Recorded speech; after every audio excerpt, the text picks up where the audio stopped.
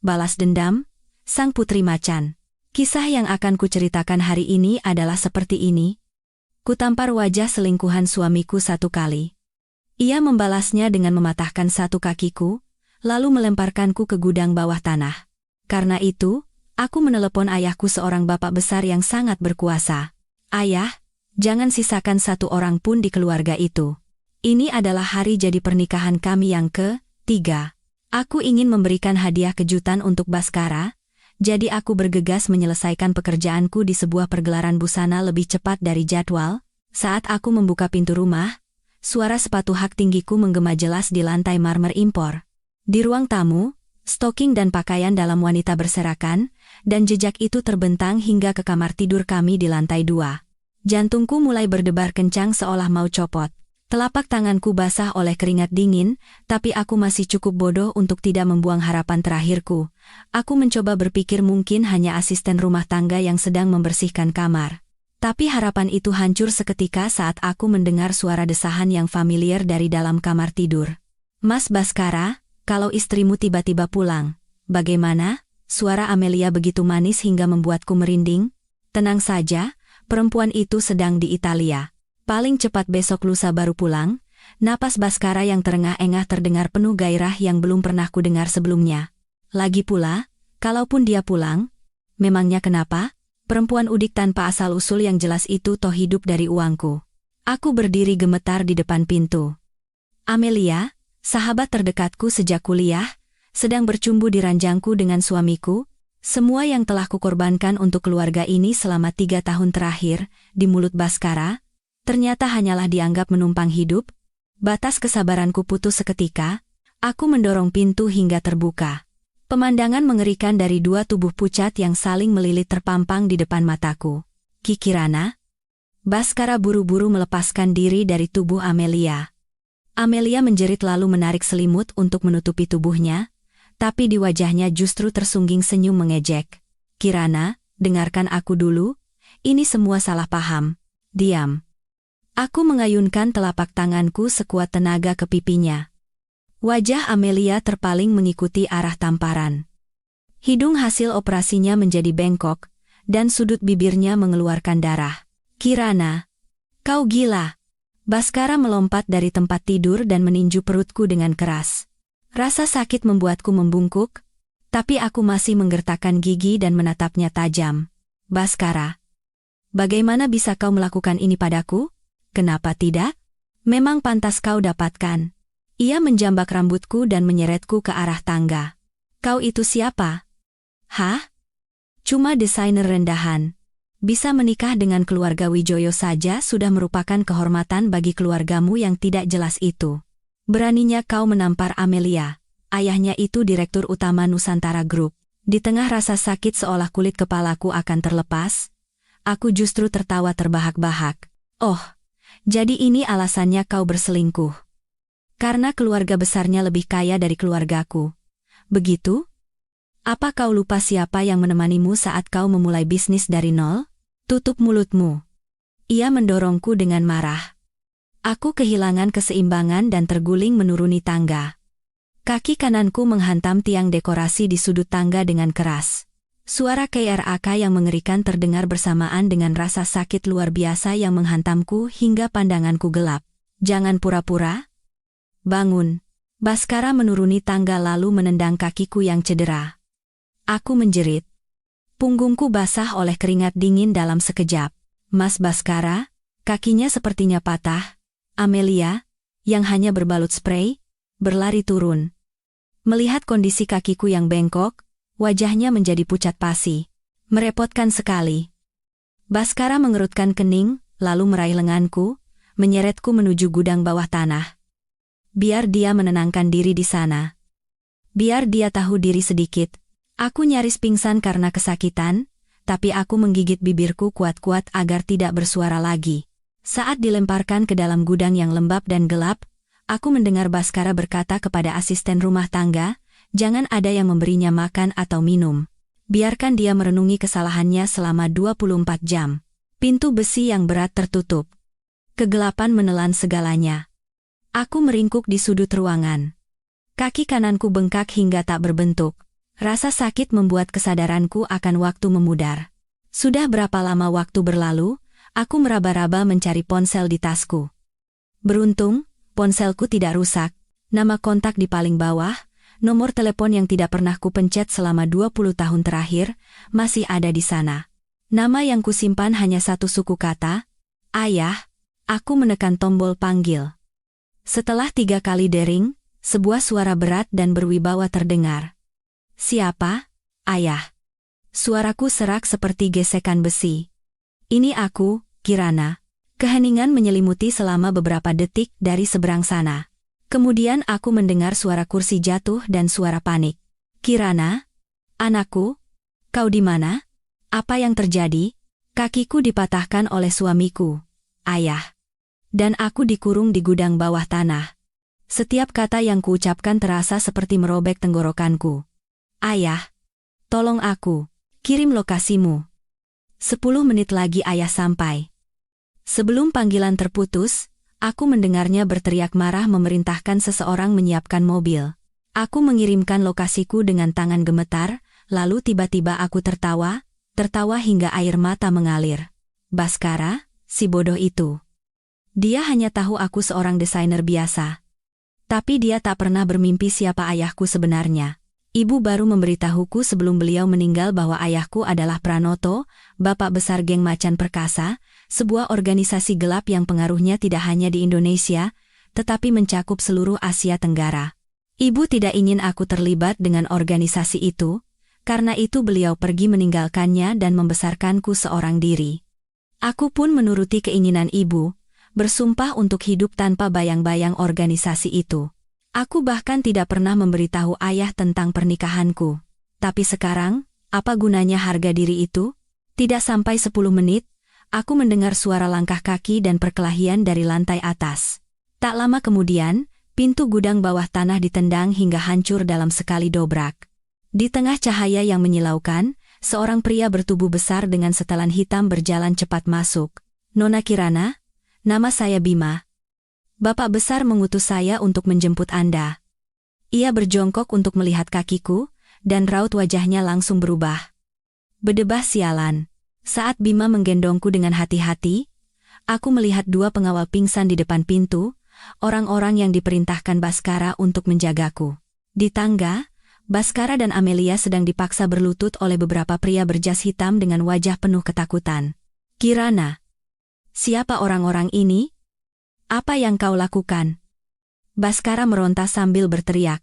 Aku bersandar lemah di bahu Bima dan memberinya senyum berlumuran darah. Kenalkan, ini tangan kanan ayahku. Soal siapa ayahku, sebentar lagi kau akan tahu sendiri. Mas Baskara. Saat Bima menggendongku menuju limosin yang terparkir di depan, aku mendengar jeritan histeris Amelia. Tidak mungkin. Kirana bilang ayahnya sudah lama meninggal. Di dalam mobil, seorang pria parubaya dengan rambut yang mulai memutih sedang menunggu dengan cemas. Saat melihat kondisiku yang menyedihkan, matanya memancarkan niat membunuh yang mengerikan. Kirana. Nanti ayah akan patahkan kaki mereka semua. Suaranya sedingin es. Keluarga Wijoyo. Jangan biarkan satu pun selamat. Saat Bima membawaku keluar dari gudang, terik matahari sore begitu menyengat hingga aku tak bisa membuka mata. Rasa sakit luar biasa dari kaki kananku membuatku menggigit bibir hingga aku bisa merasakan bau anyir darah di mulut. Nona, mohon bertahan sebentar, suara Bima tenang dan mantap. Aroma parfumnya yang bercampur dengan bau mesiu yang samar anehnya membuat hatiku tenang. Di belakang, aku mendengar teriakan Baskara, ini penyusupan, akan kulaporkan ke polisi. Kirana, kau bawa preman dari mana? Aku bahkan tidak merasa perlu untuk menoleh. Anak buah Bima pasti akan menanganinya. Begitu pintu limosin terbuka, aku bertemu dengan ayah, Bapak Besar Pranoto, untuk pertama kalinya dalam 20 tahun. Ia tampak lebih tua dari ingatanku, rambutnya sudah banyak beruban, tapi tatapan matanya yang tajam seperti elang tidak berubah sedikit pun. Kini, tatapan itu tertuju pada kakiku yang bengkok. Kirana. Suara ayah sedikit bergetar. Ia mencoba mengulurkan tangan untuk menyentuh kakiku tapi berhenti di udara. Bima. Ke RS Medistra. Beritahu Profesor Cipto siapkan ruang operasi. Aku diletakkan dengan lembut di jok kulit mobil mewah itu. Ayah menggunakan bantal untuk menopang kakiku. Ia menekan tombol untuk menaikkan sekat kaca antara kursi depan dan belakang. Siapa yang melakukannya? Pertanyaannya singkat, tapi suaranya sedingin es. Suamiku sendiri. Ayah. Aku tertawa getir. Aku memergokinya selingkuh dengan Amelia, sahabatku. Jadinya begini. Tatapan ayah seperti lautan sebelum badai. Terlihat tenang di permukaan, tapi menyembunyikan kekuatan yang bisa menghancurkan segalanya. Ia mengambil ponselnya dan menekan sebuah nomor. Cari tahu semua tentang dua orang ini, Baskara Wijoyo dan Amelia Cahyadi. Amelia Putri Dirut Cahyadi. Jangan sentuh dulu, tunggu perintahku. Ia menutup telepon dan menoleh padaku. Kenapa tidak pernah menghubungi ayah? Setelah ibumu tiada, ayah terus mencarimu. Ibu tidak ingin aku terlibat dengan organisasi, ayah, kataku lemah. Aku kuliah desain, bekerja di perusahaan ternama. Kupikir aku bisa hidup normal. Sudut bibir ayah berkedut. Dan akhirnya bertemu dengan binatang brengsek yang mematahkan kakimu ini. Aku tak bisa berkata-kata.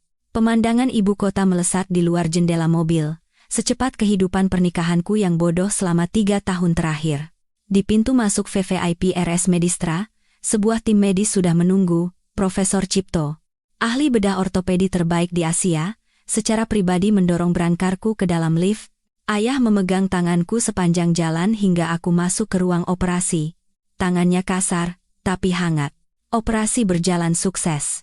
Saat aku membuka mata, aku sudah berada di ranjang di kamar rawat inap yang lebih mirip suite hotel bintang 5.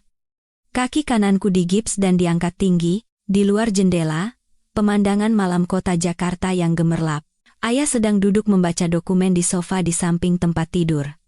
Di bawah cahaya lampu, profil sampingnya terlihat sangat dingin dan kuat. Ayah. Panggilku pelan. Ia segera meletakkan dokumennya, dan berjalan mendekat. Bagaimana perasaanmu? Profesor Cipto bilang operasinya lancar, tapi kau harus istirahat total selama 2 bulan.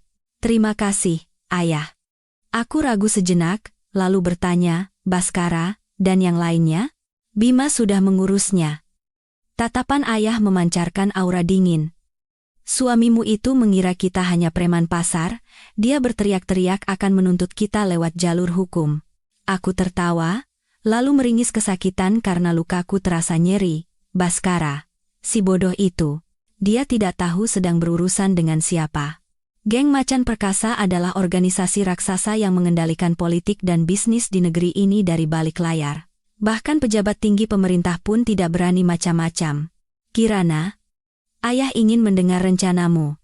Ayah duduk di samping tempat tidur dan berbicara pelan. Menurut cara Macan Perkasa, si Baskara itu seharusnya sudah jadi makanan ikan di dasar sungai Ciliwung sekarang. Aku memejamkan mata, teringat saat pertama kali bertemu Baskara 3 tahun lalu. Saat itu, dia adalah seorang pengusaha muda yang baru merintis. Dia menungguku di depan kantor selama sebulan hanya untuk memintaku mendesain logonya. Dia bilang desainku punya jiwa, dan dia belum pernah bertemu wanita seistimewa diriku. Aku akan membuatnya merasakan penderitaan yang lebih pedih dari kematian. Ayah. Suara yang keluar dari mulutku sedingin es. Keluarga Baskara, di permukaan adalah raksasa konstruksi. Tapi di baliknya, mereka kaya dari bisnis lintah darat dan penggusuran ilegal. Aku akan membuat Baskara melihat semua yang ia bangun hancur berkeping-keping di depan matanya, sampai tidak ada yang tersisa. Sama seperti yang ia lakukan padaku. Senyum puas muncul di wajah ayah. Ia mengeluarkan setumpuk dokumen dari saku jasnya. Bagus. Bima baru saja menemukan bahwa keluarga Wijoyo sedang mempertaruhkan segalanya untuk memenangkan tender proyek pengembangan kota baru di sisi timur Jakarta. Ia membalik dokumen dan menunjuk satu halaman. Dalam dokumen lelang ini, penuh dengan angka-angka yang dimanipulasi. Yang lebih menarik, suamimu itu menggelapkan 30 miliar uang perusahaan untuk dicuci di kasino gelap. Tapi dia masih belum bisa menutupi kekurangannya. Aku menerima dokumen itu. Jantungku berdebar kencang. Bukti ini saja sudah cukup untuk mengirim Baskara ke penjara dan membuat saham PT Wijaya Jaya Konstruksi anjlok. Ayah? Beri aku waktu. Aku menarik napas dalam-dalam. Aku akan berpura-pura memaafkannya, kembali ke rumah itu untuk mengumpulkan lebih banyak bukti. Itu terlalu berbahaya. Ayah mengerutkan kening. Aku mohon, Ayah. Aku memegang tangannya. Aku ingin menghancurkan bajingan itu dengan tanganku sendiri. Setelah hening lama, Ayah akhirnya mengangguk. Baiklah, tapi Bima akan menjagamu 24 jam. Ia menekan bel memanggil Bima yang menunggu di depan pintu. Mulai hari ini, hidup saya milik Nona Kirana. Bima berlutut dengan satu kaki dan dengan hormat memberikan sebuah ponsel yang dibuat khusus untukku. Nona, di dalamnya sudah ada nomor langsung saya dan nomor darurat Bapak Besar. Tidak peduli bahaya apapun, cukup tekan tombol merah ini. Dalam 3 menit kami akan tiba. Aku menerima ponsel itu. Bobotnya terasa seperti kunci menuju kehidupan baru.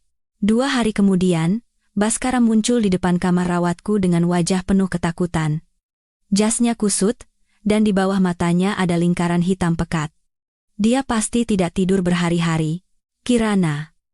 Suaranya bergetar. Di tangannya ada seikat bunga anyelir. Aku benar-benar tidak tahu kalau ayahmu adalah Bapak Besar Pranoto. Aku mengubah ekspresiku dan tersenyum lemah seolah memaafkan. Mas Baskara, aku juga salah. Seharusnya aku tidak menampar Amelia. Baskara segera berlari ke tempat tidurku seolah baru saja menemukan tali penyelamat. Jadi kau sudah memaafkanku? Tentu saja. Mungkin aku sudah gila waktu itu. Semuanya karena si Amelia itu yang menggodaku. Aku tidak akan melakukannya lagi, aku bersumpah. Aktingnya yang payah membuatku ingin memuntahkan sarapanku. Tapi drama harus terus berjalan. Ayahku juga sudah cukup memberimu pelajaran, kan? Anggap saja masalah ini selesai. Aku berkata dengan lembut. Nanti setelah aku keluar dari rumah sakit, kita mulai dari awal lagi, ya? Baskara mengangguk tanpa berpikir, saking senangnya sampai tidak bisa menyembunyikan ekspresinya. Dia tidak pernah bermimpi bahwa saat dia memegang tanganku dengan tangan palsunya itu, sebuah kamera tersembunyi di kamar rawat inap sedang merekam setiap ekspresi wajahnya. Hari aku keluar dari rumah sakit, ayah mengirim 10 mobil Mercedes untuk mengawalku sampai ke rumah keluarga Wijoyo. Konvoi itu begitu besar hingga menjadi berita di kalangan sosialita. Wajah Baskara pucat pasi saat melihat Bima sendiri yang mendorong kursi rodaku masuk ke dalam rumah. Jika Nona Kirana lecet sedikit saja, Bima berbisik di telinga Baskara dengan suara yang cukup keras untuk kudengar, Bapak Besar berpesan, Anda akan melihat diri Anda dirobek-robek oleh anjing liar sampai usus Anda terburai. Kaki Baskara gemetar hebat, sampai hampir mengompol. Kembali ke tempat yang kusebut rumah ini, segalanya membuatku muak, terutama ranjang di kamar tidur itu. Meskipun Baskara sudah mengganti spraynya, bayangan dia bercumbu dengan Amelia di atasnya masih sangat jelas. Kirana, istirahatlah. Aku ada urusan mendadak di kantor. Baskara menuangkan segelas air untukku lalu bergegas pergi. Iya, Mas. Cepat pulang ya. Aku tersenyum dan melihatnya pergi. Lalu, aku segera membuang air di gelas itu ke pot tanaman. Bima berjaga di depan pintu. Aku membuka laptop dan mulai bekerja. Sebagai istri Baskara, aku tahu kata sandi semua perangkat elektroniknya.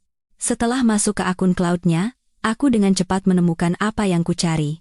Riwayat pemesanan hotel selama setengah tahun terakhir, daftar transfer uang, bahkan beberapa klip video yang nyaris tak sanggup kutonton.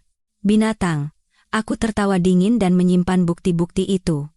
Tiba-tiba, sebuah pesan baru muncul di layar. Dari Amelia, dia benar-benar percaya padamu? Kalau begitu, tunggu aku di tempat biasa ya. Kangen banget. Sayang, aku menatap layar dan tertawa terbahak-bahak. Baskara bahkan tidak bisa bertahan 3 hari. Bagus, dengan begini, balas dendamku akan lebih menyenangkan. Aku mengambil ponsel khususku dan menelepon ayah. Ayah, mulai beli saham PT Wijaya Jaya Konstruksi secara bertahap. Iya, lakukan diam-diam, jangan sampai ada yang tahu. Aku menutup telepon dan menatap sinar matahari cerah di luar jendela. Dulu aku percaya cinta adalah segalanya, rela menyembunyikan cahayaku sendiri untuk menjadi bayangan Baskara. Tapi sekarang, Kirana yang naif itu telah hancur berkeping-keping.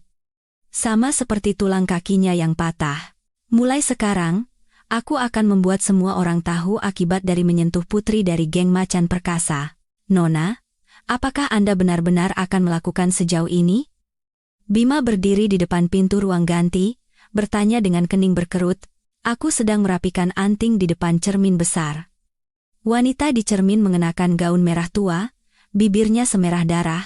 Gips di kaki kananku sudah dilepas, digantikan oleh penyangga logam yang dirancang elegan, sesekali terlihat di antara belahan roknya. Tentu saja, Bima. Aku menoleh padanya. Keluarga Wijoyo mengadakan pesta ulang tahun perusahaan sekaligus ulang tahun pernikahan kami, sebagai nyonya rumah. Bagaimana mungkin aku melewatkannya? Bima hendak mengatakan sesuatu tapi akhirnya diam. Selama 2 minggu terakhir setelah aku kembali, di permukaan aku tampak berdamai dengan Baskara. Tapi di balik layar, aku menggunakan koneksi ayah untuk membeli 3% saham PT, Wijaya Jaya Konstruksi, dan telah menghubungi 2 pemegang saham kecil lainnya yang ingin menjual saham mereka. Ponselku bergetar. Pesan dari ayah. Dimas sudah tiba di Jakarta. Malam ini dia akan hadir di pesta sebagai tamu. Dia membawa apa yang kau butuhkan. Sudut bibirku sedikit terangkat. Dimas, putra dari teman lama ayah dan seorang jenius keuangan dari Wall Street. Dia adalah manajer semua investasi legal geng macan perkasa. Dengan bantuannya, rencanaku akan semakin mulus. Nona, mobil sudah siap. Bima menyerahkan sebuah flash drive perak. Video yang Anda minta sudah siap. Aku menyimpan flash drive itu di dalam clutchku. Sentuhan dingin logamnya memantulkan cahaya lampu. Sama seperti perasaanku saat ini. Pesta perayaan ulang tahun PT Wijaya Jaya Konstruksi dan hari jadi pernikahan kami diadakan di Hotel Mulia Senayan, Jakarta. Begitu aku menggandeng lengan Baskara dan melangkah masuk ke dalam ballroom, ratusan pasang mata langsung tertuju pada kami. Tatapan penuh rasa ingin tahu, keheranan, dan sebagian besar adalah antisipasi, seolah akan menyaksikan pertunjukan yang menarik. Gosip tentang menantu keluarga kaya yang memergoki suaminya berselingkuh dengan sahabatnya telah menyebar luas di kalangan sosialita. Kirana, kau cantik sekali malam ini, Baskara berbisik di telingaku. Napas hangatnya di leherku membuatku mual. Aku menahan rasa jijik dan memberinya senyum lebar. Tentu saja, Mas. Ini kan acara penting, mana mungkin aku membuatmu malu? Baskara menghela napas lega. Sikapku yang lembut dan pengertian selama 2 minggu terakhir, bahkan sampai membujuk ayah untuk memaafkannya, pasti telah membuatnya yakin bahwa aku sudah melupakan segalanya. Pria bodoh, ayah dan ibu mertuaku datang dengan senyum yang sangat dipaksakan. Setelah mengetahui statusku yang sebenarnya, sikap pasangan egois ini berubah 180 derajat. Kirana. Sayang. Bagaimana kakimu? Ayah mertuaku berkata sambil menggosok-gosok tangannya. Baskara itu memang masih kekanak-kanakan. Terima kasih ya, nak. Sudah mau mengerti.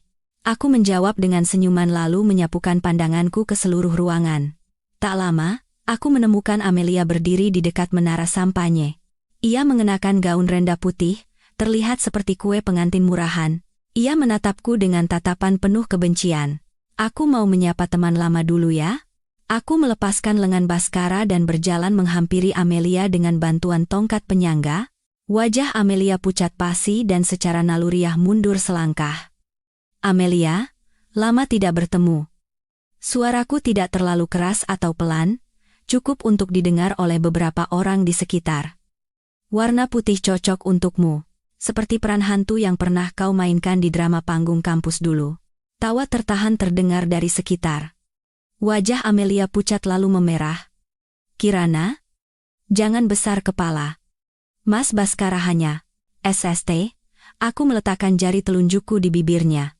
Di hari penting seperti ini, jangan katakan sesuatu yang merusak suasana. Nanti akan ada pertunjukan seru, Lo. Siapkan ekspresimu baik-baik. Sebelum dia sempat menjawab, aku berbalik dengan anggun dan bertemu dengan Dimas yang baru saja masuk. Ia mengenakan setelan biru navy yang dijahit sempurna, tatapan di balik kacamata berbingkai emasnya setajam elang. Nona Kirana, senang akhirnya bisa bertemu. Ia mencium punggung tanganku dengan lembut. Bapak besar sering sekali membanggakan putrinya. Tuan Dimas, aku tersenyum. Setelah acara ini, apakah Anda punya waktu untuk bicara sebentar? Suatu kehormatan bagi saya. Kami membuat janji tanpa perlu banyak kata dan kemudian berpisah. Pesta dimulai secara resmi.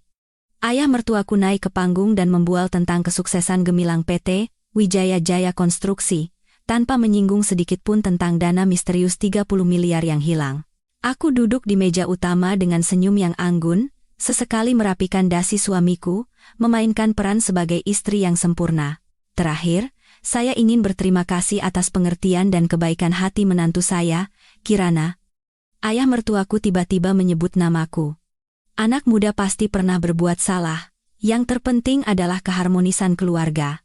Mari kita bersulang untuk pasangan yang serasi ini. Semua orang mengangkat gelas. Aku menunduk, menyembunyikan rasa jijik di mataku. Saat aku mengangkat wajah lagi, senyum lembut terpasang. Baskara terlihat sangat terharu dan memegang tanganku. Kirana, aku akan menebus semuanya seumur hidupku. Seumur hidup sepertinya tidak perlu, kataku pelan. Mulai dari sekarang saja. Aku meninggalkan tatapannya yang bingung, berjalan perlahan ke atas panggung dengan tongkatku, dan mengambil mikrofon dari MC. Terima kasih kepada semua yang telah meluangkan waktu untuk hadir di perayaan kami malam ini. Suaraku jernih dan jelas.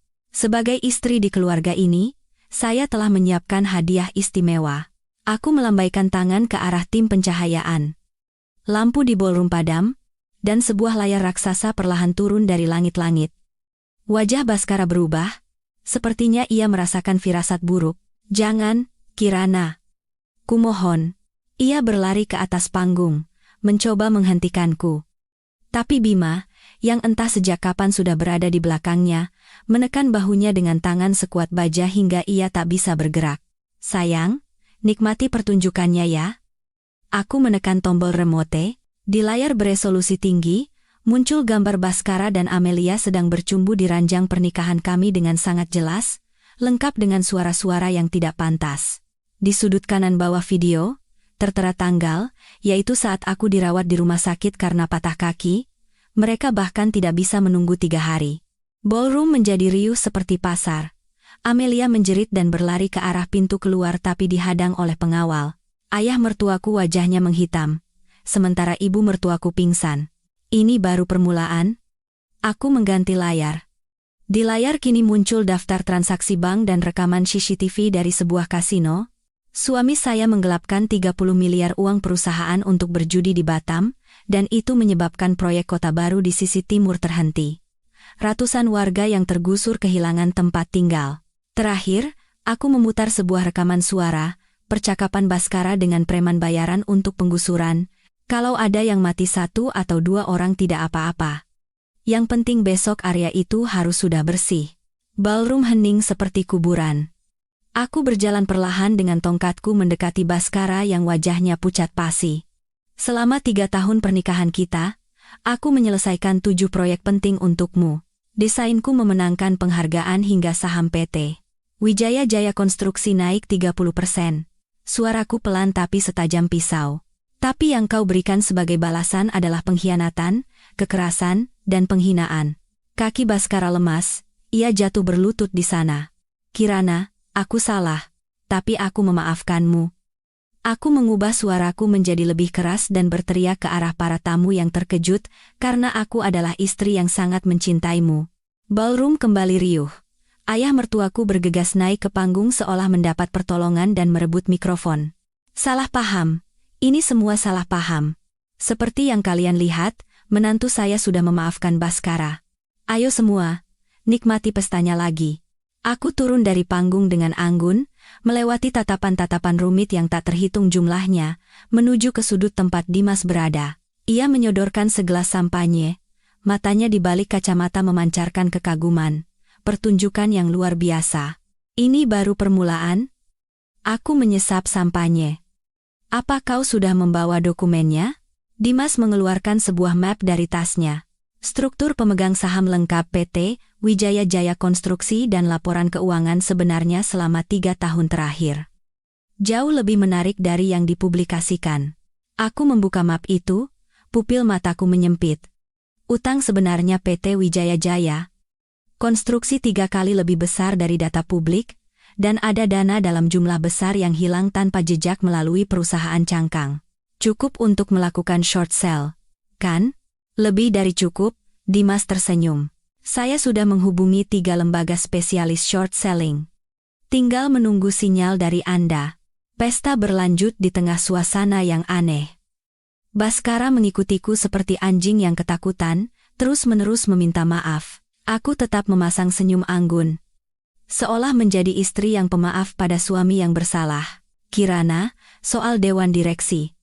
Ayah mertuaku menarikku ke samping, menyeka keringat di dahinya. Tolong beritahu ayahmu. Jangan khawatir, Papa. Aku menggandeng lengannya dengan akrab.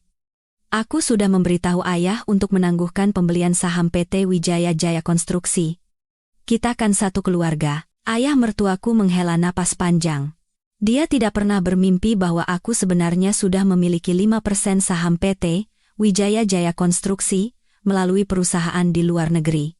Dan jika digabungkan dengan 8% lagi yang akan kudapatkan dari 2 pemegang saham kecil lainnya, aku sudah menjadi pemegang saham terbesar keempat. Pesta usai. Dimas mengantarku sampai ke rumah keluarga Wijoyo. Bima masih duduk di pos jaga, selalu waspada. Minggu depan, saham PT Wijaya Jaya Konstruksi akan anjlok. Analisis Dimas. Skandal yang Anda ungkap hari ini, ditambah kekuatan lembaga short selling kita, setidaknya akan auto-reject bawah selama 3 hari berturut-turut. Bagus. Aku menatap lampu-lampu yang bergerak di luar jendela. Saat harganya mencapai titik terendah, kita akan borong semuanya. Saat mobil berhenti di depan villa, Dimas tiba-tiba bertanya, Anda benar-benar memaafkannya? Aku tertawa dan menunjuk ke kaki kananku yang masih memerlukan penyangga. Tuan Dimas, apakah Anda percaya pada pepatah? Kasihilah musuhmu? Tidak. Lucu. Ya. Aku juga tidak. Di dalam villa, Baskara berlutut sambil menangis seperti anak kecil di ruang tamu. Aku menatapnya dari atas, dan merasa situasi ini sangat menggelikan. Inikah pria yang pernah kucintai? Sampah pengecut, penipu, dan tidak punya pendirian. Kirana. Aku salah. Aku benar-benar salah. Ia memeluk kakiku, ingus dan air matanya mengotori gaun mahalku. Aku mengelus kepalanya dengan lembut, seperti mengelus anjing. Mas Baskara, kita mulai dari awal lagi, ya. Ia mengangkat wajahnya, matanya memancarkan harapan. Tapi aku melanjutkan, aku ingin melihat kesungguhanmu. Kudengar ayah Amelia juga ikut tender proyek kota baru di utara kan? Baskara langsung mengerti maksudku. Besok aku akan putuskan semua hubungan dengan keluarga Cahyadi. Bagus. Aku menepuk pipinya pelan beberapa kali. Tidurlah. Besok kau harus bekerja. Setelah Baskara mengucapkan terima kasih ratusan kali dan naik ke atas, aku masuk ke ruang kerja dan mengunci pintu, kemudian aku menelepon ayah. Ayah, saatnya memulai tahap berikutnya. Ya? Aku butuh bukti penyelundupan keluarga Cahyadi. Aku menutup telepon dan membuka komputer, menonton lagi video dari pesta tadi. Layar berhenti pada adegan Baskara berlutut meminta maaf. Aku menekan tombol hapus dengan ringan. Ini baru permulaan, suamiku tersayang. Sebentar lagi kau akan tahu bahwa penderitaan yang sesungguhnya bukanlah rasa sakit fisik, tetapi kehilangan segalanya. 3 hari setelah insiden di pesta, aku sedang sarapan pancake blueberry dengan anggun di ruang makan. Penyangga di kaki kananku sudah diganti dengan yang lebih ringan. Baskara turun dari tangga dengan dasi miring dan lingkaran hitam di bawah matanya. Mau kopi? Aku menyodorkan secangkir latte panas yang mengepul. Ia menatap cangkir itu dengan curiga dan tidak menerimanya. Tidak. Aku ada urusan mendadak di kantor. Aku mengangkat bahu dan menyesap kopiku sendiri. Sikap Baskara belakangan ini cukup menarik. Di depan orang lain, ia akan menunduk padaku. Tapi saat berdua saja, bahkan makanan yang kusentuh pun tidak mau ia makan. Peringatan Bima sepertinya berhasil. Oh ya. Saat ia hendak berbalik, aku memanggilnya. Malam ini di sebuah klub di SCBD ada lelang amal. Aku sudah mendonasikan jam tangan Patek Philippemu. Tidak apa-apa. Kan? Wajah Baskara berubah. Jam tangan itu peninggalan kakeknya. Aku tahu itu edisi terbatas. Aku tersenyum manis. Makanya bisa laku mahal. Beritanya sudah tersebar kok. Pengusaha muda Baskara Wijoyo donasikan harta keluarga untuk kaum papa. Ia mengepalkan tangannya lalu melepaskannya. Akhirnya, ia memaksakan senyum yang lebih buruk dari tangisan. Tentu, tidak apa-apa. Aku memandangi punggungnya yang terburu-buru pergi, lalu membuka rekaman CCTV di ponselku. Baskara masuk ke mobil dan langsung menelepon dengan panik. Mungkin sedang curhat dengan Amelia. Setelah skandal mereka kubongkar, keduanya sepertinya memutuskan kontak. Tapi di belakang layar, ponselku bergetar. Pesan dari Dimas. Lembaga short selling sudah siap. Begitu pasar buka pagi ini, saham Wijaya Jaya Konstruksi langsung auto-reject bawah. Aku tersenyum puas. Video pesta itu telah disebar seseorang ke internet, dan tagar, skandal Wijaya Jaya Konstruksi menjadi trending topik. Dewan Direksi buru-buru mengajukan permohonan suspensi perdagangan sementara, tapi itu tidak bisa menghentikan saham yang sedang terjun bebas. Bima muncul tanpa suara di pintu ruang makan. Nona, mobil sudah siap. Hari ini aku akan ke rumah sakit untuk check up, lalu ke kantor detektif yang direkomendasikan ayah. Di koridor rumah sakit, aku bertemu dengan orang yang tak terduga, Amelia. Ia keluar dari poli kandungan dengan hati-hati, wajahnya tertutup kacamata hitam dan masker. Aku cepat-cepat bersembunyi di sudut dan diam-diam memotret kwitansi yang ia terima. Hasil tes kehamilan? Positif. Aku memperbesar foto itu dan tidak bisa menahan tawa. Sepertinya malam itu Baskara berlutut bukan tanpa hasil. Benar-benar ada janin yang tumbuh di rahim Amelia. Setelah check up, aku meminta Bima mengantarku ke sebuah kantor tua di pinggiran kota, lift naik ke lantai paling atas. Saat pintu terbuka, aku melihat sebuah kantor yang penuh dengan peralatan elektronik. Seorang pria kurus berkemeja flanel, sedang menatap 6 monitor sekaligus. Nona Kirana. Nama saya Eko. Katanya tanpa menoleh. Barang yang diminta Bapak Besar sudah ada semua di sini. Eko memutar beberapa file video CCTV. Dalam video, terlihat Baskara dan Amelia sedang bersenang-senang di sebuah motel di pinggiran kota. Baru kemarin siang, ada yang lebih menarik. Eko mengganti layar. Muncul foto Direktur Cahyadi, ayah Amelia, dan Direktur Wijoyo, ayah Baskara, sedang bertemu diam-diam di sebuah restoran mewah. Mereka berdua rutin bertemu di sini setiap tanggal 15. Setidaknya sudah 5 tahun. Aku menyipitkan mata. Bisa rekam percakapan mereka? Itu agak sulit. Eko menggaruk kepalanya. Restoran itu keamanannya sangat ketat. Pakai ini. Aku mengeluarkan pulpen dari tas yang diberikan ayah. Lain kali mereka bertemu, suap salah satu pelayan dan selipkan ini di dekat Direktur Cahyadi. Mata Eko berbinar. Ini kan alat penyadap model terbaru? Tidak kusangka Bapak Besar bisa mendapatkan barang seperti ini. Aku meninggalkan kantor detektif dan menelepon ayah. Ayah? Amelia hamil. Tidak. Jangan lakukan apa-apa dulu. Anak itu mungkin bisa berguna. Oh ya? Direktur Cahyadi dan papa mertua juga rutin bertemu. Ada yang mencurigakan. Di seberang sana hening sejenak. Kirana? Hubungan antara keluarga Cahyadi dan Wijoyo mungkin lebih rumit dari yang kau kira. 20 tahun yang lalu. 20 tahun yang lalu? Ada apa 20 tahun yang lalu? Saat aku mendesaknya, ayah berbicara dengan nada ragu yang jarang terdengar. Nanti ayah selidiki dulu. Malam ini di pesta, hati-hati dengan si Amelia itu. Aku menutup telepon dan tenggelam dalam pikiran. Ayah pasti menyembunyikan sesuatu, dan instingku mengatakan ini ada hubungannya dengan ibuku. Malam harinya, aku berganti gaun dari koleksi terbaru Chanel dan meminta penata rias mendandaniku dengan konsep wanita cantik yang rapuh. Terlihat anggun sekaligus menyedihkan. Bima menyerahkan sebuah kotak perhiasan. Dari Bapak Besar. Di dalamnya ada kalung berlian dengan mutiara hitam langka sebagai liontinnya. Aku ingat pernah melihat kalung ini di foto ibu. Apa aku perlu masuk bersamamu, Nona? Tidak. Kau tunggu di mobil saja. Aku menyentuh mutiara hitam di leherku. Drama malam ini, aku bisa menanganinya sendiri. Pesta lelang amal klub sosialitas selalu menjadi acara penting. Begitu aku melangkah masuk, aula yang tadinya riuh mendadak hening. Tak lama kemudian, bisik-bisik terdengar dari segala penjuru. Itu menantu Wijoyo, ayahnya Godfather yang menguasai Asia. Si Baskara itu benar-benar buta, meninggalkan wanita seperti itu demi Amelia. Aku pura-pura tidak mendengar dan berjalan ke kursi yang dipesan di barisan depan. Begitu aku duduk, aroma parfum yang menyengat tercium. Kirana. Lama tidak bertemu. Amelia sudah berada di sampingku entah sejak kapan. Ia mengenakan gaun putih dan sengaja menonjolkan perutnya yang sedikit buncit. Kakimu belum sembuh juga?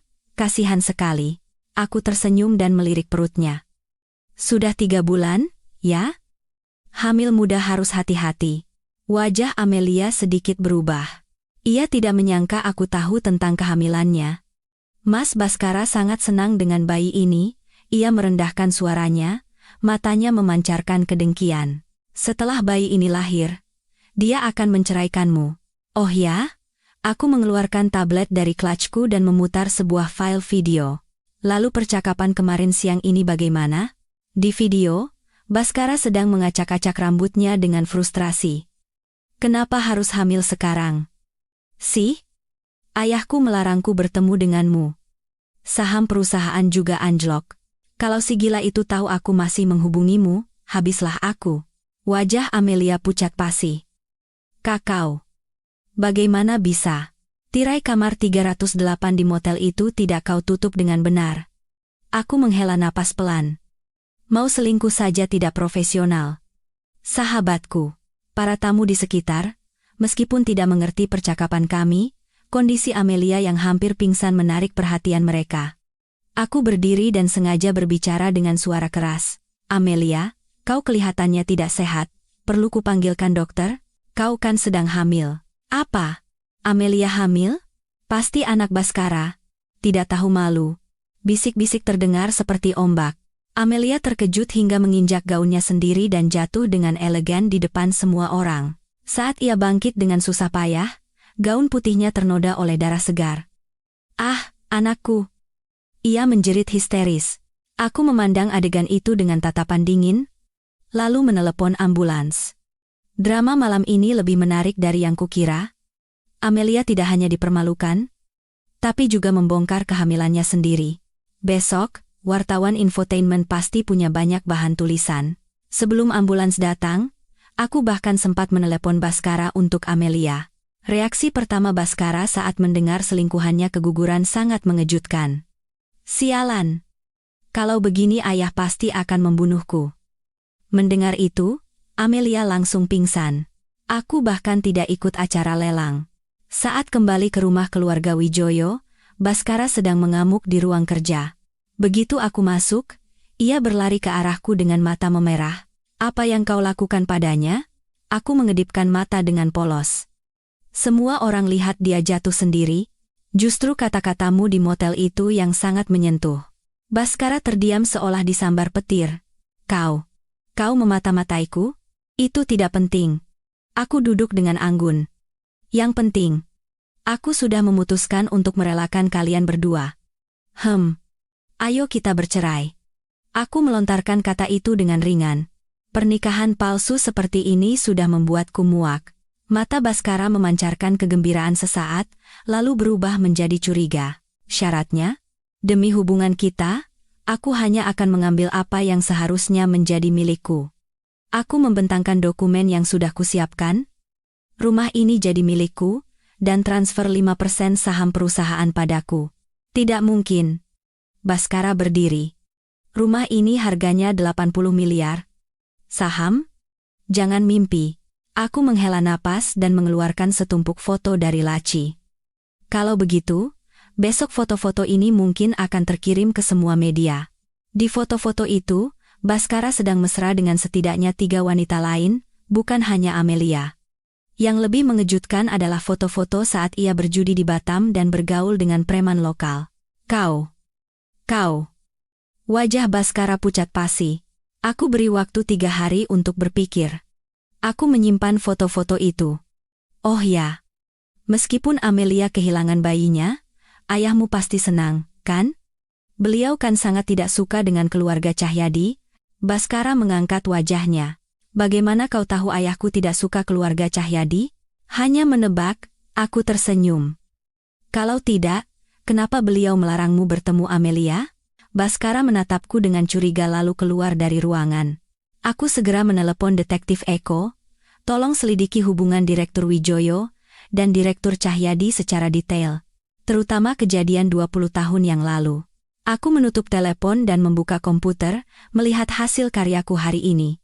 Menurut catatan medis Amelia, ia tidak hanya keguguran, tapi rahimnya juga rusak dan kemungkinan akan sulit hamil lagi di masa depan. Ini hasil yang di luar dugaan. Ponselku bergetar. Sebuah file suara dari ayah. Aku memasang earphone. Terdengar suara Direktur Cahyadi yang penuh amarah. Wijoyo, apa kau lupa kejadian 20 tahun lalu? Kalau bukan aku yang membantumu membereskan mayat itu. Rekaman terputus tiba-tiba, tapi isinya sudah cukup mengejutkan. Wijoyo adalah nama ayah mertuaku. Kata mayat membuatku merinding. Tak lama, pesan dari ayah masuk. Kirana, besok datang temui ayah. Ada yang harus kita bicarakan? Aku menatap layar ponsel, jantungku berdebar kencang. Apa yang terjadi 20 tahun lalu? Siapa mayat itu? Apakah ada hubungannya dengan kematian mendadak ibuku?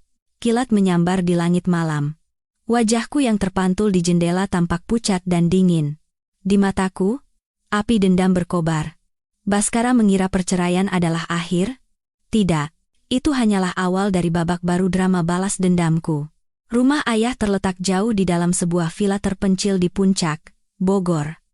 Di depan gerbang yang dikelilingi tembok tinggi, 2 pengawal berjas hitam berdiri. Sepanjang perjalanan yang disopiri Bima, aku terus memikirkan rekaman suara itu, membereskan mayat. 4 kata itu seperti duri di dalam hatiku. Nona, kita sudah sampai, kata Bima pelan. Aku menarik napas dalam-dalam dan membuka pintu mobil. Ayah sedang berlatih tai chi di taman. Setiap gerakannya mantap dan bertenaga. Sulit dipercaya ini adalah pria berusia 60-an. Kirana. Ia berhenti dan memberi isyarat agar aku mengikutinya masuk. Kakimu sudah baik kan? Sudah bisa berjalan tanpa tongkat, ayah. Aku mengikutinya ke ruang kerja. Aroma cerutu dan kulit yang khas tercium. Ruang kerja ini masih sama seperti dalam ingatanku, bahkan vas keramik hijau kesayangan ibu masih ada di tempatnya. Ayah mengeluarkan sebuah amplop coklat dari brankas. Wajahnya terlihat berat. 25 tahun yang lalu, saat ibumu meninggalkan ayah, dia sedang mengandungmu. Aku tahu. Ayah. Aku mengangguk. Tapi kau mungkin tidak tahu kenapa dia pergi. Ayah mengeluarkan sebuah foto lama dan meletakkannya di depanku. Lihat orang ini. Di foto itu, ayah mertuaku saat masih muda bersama seorang pria asing, berpose di depan sebuah lokasi konstruksi. Keduanya memegang gelas sampanye, dan di belakang mereka ada spanduk bertuliskan upacara peletakan batu pertama proyek Wijoyo. Pria asing itu merangkul ayah mertuaku dan tersenyum lebar. Siapa ini?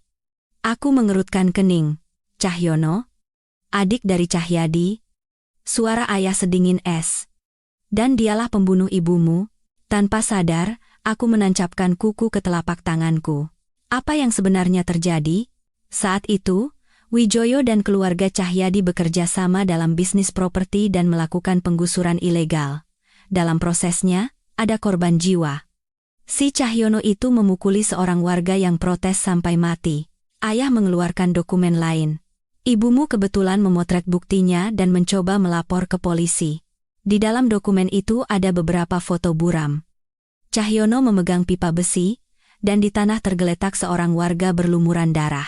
Tanggal di foto itu adalah seminggu sebelum ibu meninggal. Cahyono tahu dan mendatangi tempat ibumu. Suara ayah sedikit bergetar. Saat ayah tiba, semua sudah terlambat. Aku menatap foto-foto itu. Fakta bahwa ibuku meninggal karena kecelakaan jatuh dari gedung saat aku berusia 5 tahun. Ternyata seburuk ini. Polisi saat itu cepat-cepat menutup kasus karena tekanan dari keluarga Wijoyo dan Cahyadi. Lalu bagaimana dengan Cahyono? Suaraku serak seperti gesekan besi. Mati, ayah tertawa sinis. 3 hari setelah pemakaman, dia kecelakaan mobil. Aku mengangkat wajah. Tatapan ayah mengatakan itu bukan kecelakaan. Wijoyo dan Cahyadi menutupi segalanya. Ayah menyimpan dokumen-dokumen itu. Ayah mengumpulkan bukti bertahun-tahun, tapi mereka sudah terlalu mengakar di dunia politik dan bisnis. Sampai kau menikah dengan Baskara. Ayah sengaja diam agar aku tahu sendiri kebenarannya, kan? Ayah tidak ingin kau dibutakan oleh dendam. Ayah menghela napas. Tapi sekarang, kau punya alasanmu sendiri untuk membalas. Aku berdiri dan berjalan ke jendela. Rumpun bambu bergoyang ditiup angin, seperti bisikan arwah yang tak terhitung jumlahnya. Ibu yang begitu lembut, yang mengajariku menggambar, harus mati sekejam ini, ayah. Mereka harus membayarnya dengan darah. Aku berbalik, suaraku anehnya sangat tenang. Bukan hanya Baskara, tapi seluruh keluarga Wijoyo dan Cahyadi. Mata ayah memancarkan kepuasan. Sudah punya rencana? Pertama, kita adu domba mereka. Aku membuka ponsel, melihat laporan yang baru dikirim Dimas. Besi berkualitas rendah yang digunakan di proyek Kota Baru Sisi Timur milik Wijaya Jaya Konstruksi dipasok oleh perusahaan cangkang yang dikelola oleh Direktur Cahyadi. Mata ayah berbinar. Kau mau membuat kedua keluarga itu saling serang. Media sudah siap. 1 jam lagi, berita krisis bangunan runtuh di proyek Kota Baru akan menjadi berita utama di koran ekonomi. Aku melihat jam tanganku. Ayah menuangkan segelas whisky untukku. Di pihak Cahyadi, ayah sudah memerintahkan bea cukai untuk memeriksa kontainer selundupannya. Malam ini akan digerebek, gelas kami beradu. Dentingnya nyaring. Saat ini, aku telah mewarisi tekad ayah. Bukan lagi wanita bodoh yang hanya bisa menangis dalam sangkar pernikahan. Saat meninggalkan rumah, Bima menyerahkan sebuah amplop. Nona, ini dokumen internal Wijaya Jaya Konstruksi yang didapatkan Eko. Aku membaca dokumen rahasia itu dan tersenyum. Penggelapan uang yang dilakukan Baskara lebih parah dari yang kukira. Ia tidak hanya menghabiskannya untuk berjudi, tapi juga memalsukan notulen rapat direksi dan diam-diam menjaminkan aset utama perusahaan. Bima, tidak perlu kembali ke markas. Kita ke kantor pusat Wijaya Jaya Konstruksi. Aku berubah pikiran. Saatnya menemui suamiku tersayang. Di ruang rapat lantai teratas gedung kantor pusat Wijaya Jaya Konstruksi, sedang berlangsung rapat Dewan Direksi Darurat. Aku mendengarkan isi rapat secara real-time melalui tikus yang dikirim ayah untuk menyusup. Masalah gedung di proyek Kota Baru itu hanya kecelakaan. Media saja yang melebih-lebihkan. Suara Baskara terdengar dari earphone. Dia tampak panik. Yang paling mendesak sekarang adalah menstabilkan harga saham. Tuan Baskara, masalahnya bukan hanya media. Terdengar suara seorang pria tua, Bapak Ginting, salah satu direktur senior. Laporan hasil audit keamanan yang baru keluar menyatakan semua material itu tidak memenuhi standar, dan pemasoknya adalah perusahaan afiliasi dari Nusantara Group. Bagaimana Anda menjelaskan ini?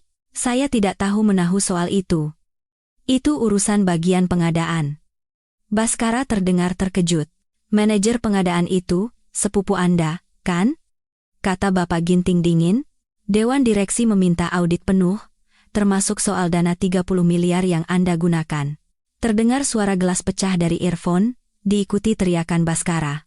Aku melepas earphone dan naik lift ke lantai atas dengan suasana hati yang baik. Saat aku membuka pintu ruang rapat, semua direktur menoleh. Baskara berdiri di depan meja utama, wajahnya menghitam, dasinya miring seperti ayam aduan yang kalah. Maaf mengganggu rapat. Aku tersenyum dan berjalan ke kursi direksi yang kosong. Kursi itu adalah hakku dari kepemilikan saham melalui perusahaan cangkang ayah. Sebagai pemegang saham, saya ingin mendengar rencana penanganan proyek Kota Baru Sisi Timur. Mata Baskara melotot seolah mau keluar. Bagaimana bisa kau? Nyonya Kirana, Anda mungkin belum tahu.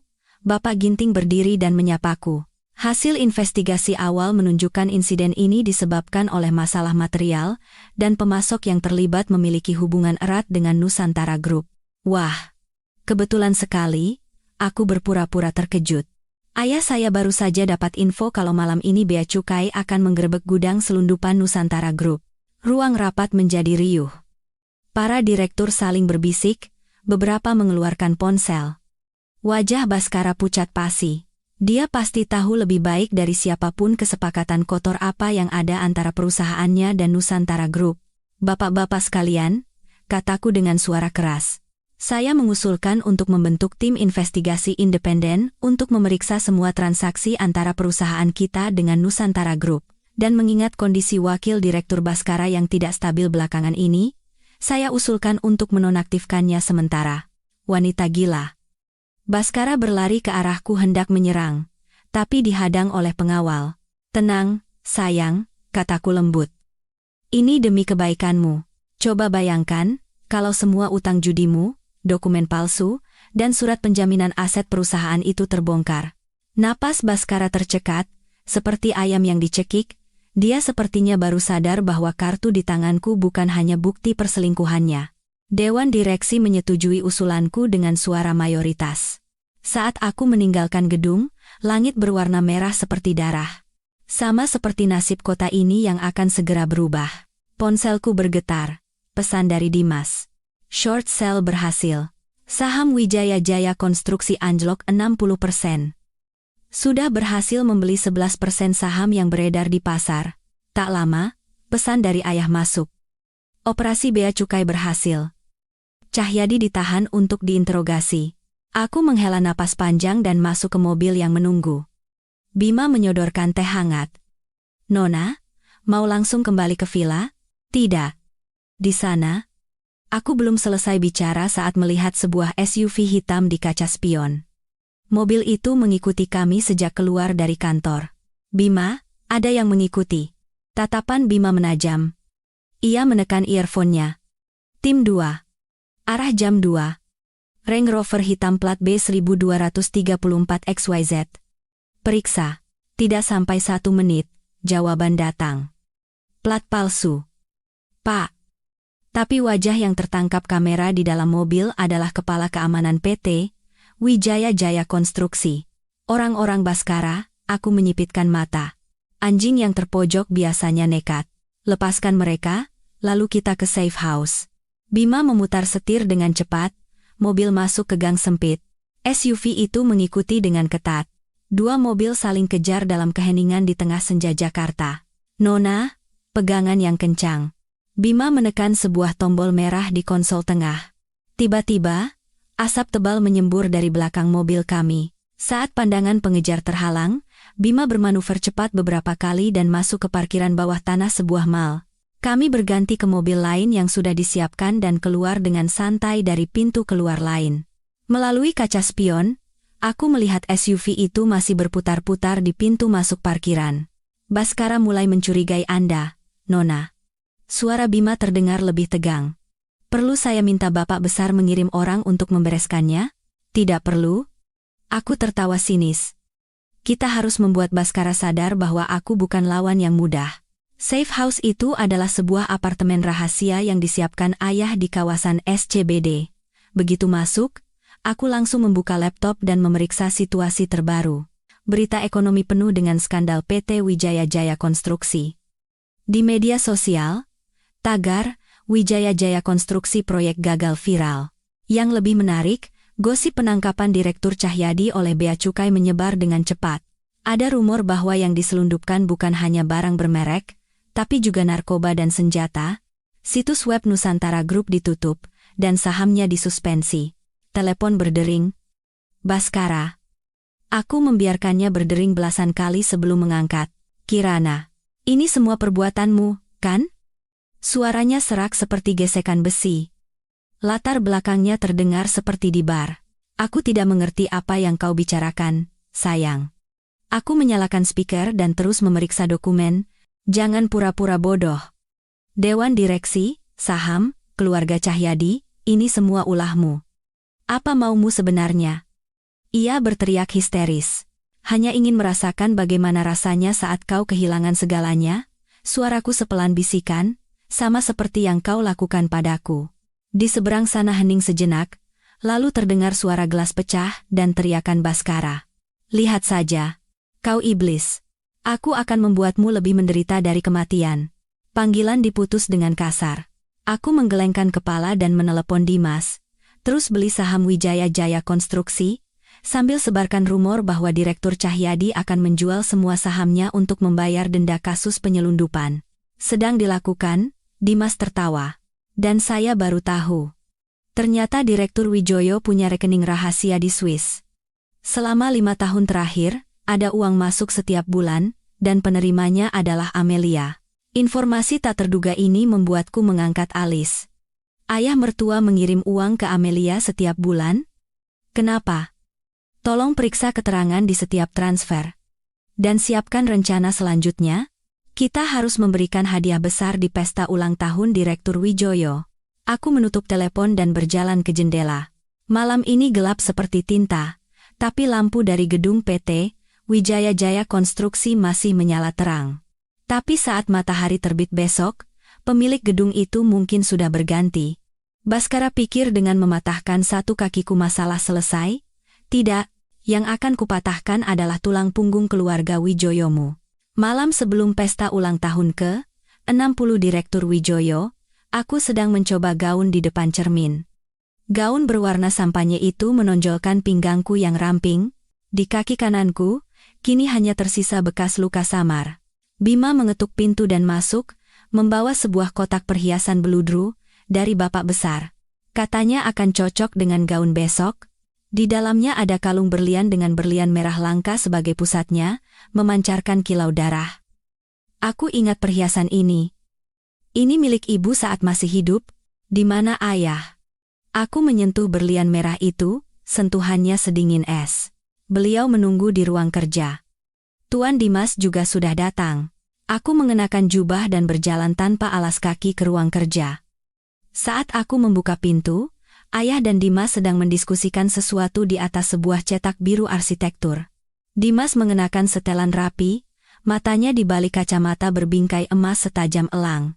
Saat aku masuk, ia sedikit membungkuk. Nona Kirana, Kirana, kemari, lihat ini. Ayah memanggilku. Ini cetak biru asli proyek kota baru sisi timur milik Wijaya Jaya Konstruksi. Bukan perumahan mewah seperti yang mereka iklankan, tapi proyek apartemen kecil yang padat. Rasio luas bangunan terhadap lahan jauh melebihi aturan, dan area hijau dipangkas setengahnya. Wijoyo menipu pemerintah kota, kata Dimas, menunjuk stempel di sudut cetak biru. Ini adalah versi final yang sudah mulai dibangun. Jika ini terungkap, seluruh proyek harus dibongkar. PT Wijaya Jaya Konstruksi akan rugi setidaknya 2 triliun rupiah. Ayah menyerahkan sebuah flash drive. Hadiah ulang tahun untuk besok sudah siap. Selain itu, ada yang lebih menarik. Saat flash drive dicolokkan ke komputer, muncul daftar transaksi dari rekening Swiss ayah mertuaku. Ada transfer rutin lebih dari 100 juta setiap bulan ke Amelia selama 3 tahun terakhir. Di kolom keterangan, sering tertulis uang tutup mulut. Tapi keterangan terakhir bertuliskan biaya operasi, dan tanggalnya adalah hari saat Amelia keguguran. Ayah mertua tahu Amelia hamil. Aku mengerutkan kening. Dimas membuka file lain. Tidak hanya itu. Dari catatan medis Amelia, saat ia hamil, Baskara sedang dinas ke Afrika. Waktunya tidak cocok. Mataku membelalak. Kalau begitu, anak itu. Yang lebih menarik, Dimas membetulkan kacamatanya. Direktur Wijoyo tahu semua ini, tapi tetap membantu Amelia menutupi kebenarannya. Ayah tertawa sinis. Hubungan Wijoyo dan Amelia mungkin tidak sesederhana mertua dan menantu. Informasi ini membuatku mual. Keluarga Wijoyo lebih kotor dari yang kubayangkan. Besok di pesta ulang tahun, semua media akan datang. Aku menutup laptop, saatnya memberikan hadiah besar untuk keluarga Wijoyo. Keesokan siangnya, villa keluarga Wijoyo dihias dengan mewah. Mobil-mobil mewah berdatangan. Aku menggandeng lengan Baskara, memainkan peran pasangan serasi, dan masuk ke dalam ballroom. Baskara, setelah dinonaktifkan, tampak lesu seperti anjing yang ketakutan, bahkan tidak berani menatap mataku. Kirana, sudah datang, nak? Ayah mertuaku menyambut dengan wajah sumringah. Matanya berhenti sejenak pada kalung berlian merah di leherku, dan wajahnya sedikit menegang. Kalung ini peninggalan ibu, papa. Aku tersenyum manis. Papa ingat, ayah mertuaku pura-pura tidak tahu, dan membawa kami ke meja utama. Di sana, duduk pejabat tinggi dan pimpinan bank.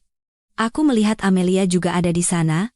Ia mengenakan gaun putih sederhana, duduk di sudut ruangan, perutnya rata, wajahnya pucat.